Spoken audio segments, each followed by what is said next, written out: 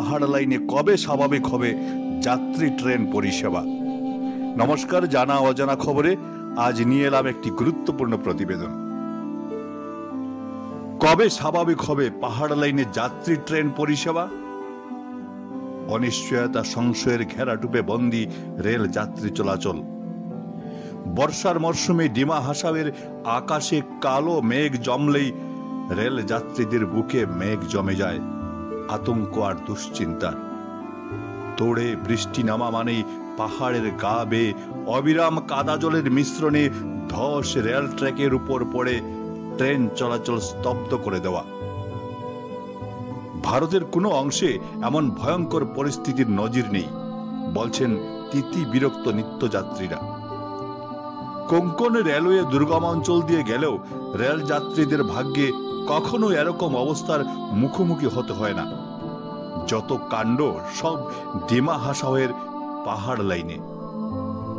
NF railway কর্তৃপক্ষের তদাকরিতে ধসে সরানোর কাজে সাফল্য মিলল তো কিছু ঘন্টা পর ফের ধস, ট্রেন চলাচল বন্ধ।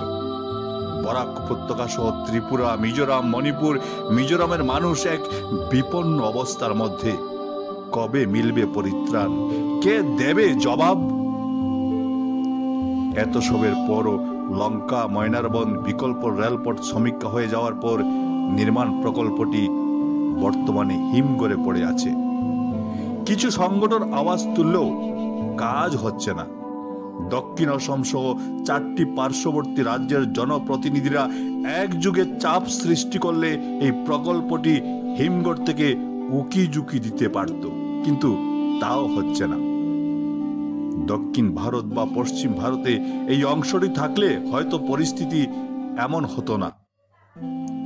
অত্যাধুনিক প্রযুক্তির সহায়তায় আজকাল অসম্ভবকে সম্ভব করা যায়, কিন্তু দুর্ভাগ্য এ অঞ্চলের মানুষের। বর্ষা আসলেই পাহাড় লাইন হয়ে পড়ে চলার অযোগ্য। অন্যদিকে সড়ক পথেরও অবস্থা একই রকম। বিচ্ছিন্ন দ্বীপের বাসিন্দা হয়ে থাকতে হয় বরাক উপত্যকার মানুষকে। উড়ানে চলাও হয়ে দাঁড়ায় ধনবানদের নিয়ন্ত্রিত। মধ্যবিত্ত নিম্নবিত্তদের উড়ানে যাওয়া হয়ে পড়ে অসাধ্য। রকেট গতিতে বেড়ে যায় বিমান টিকিটের দর।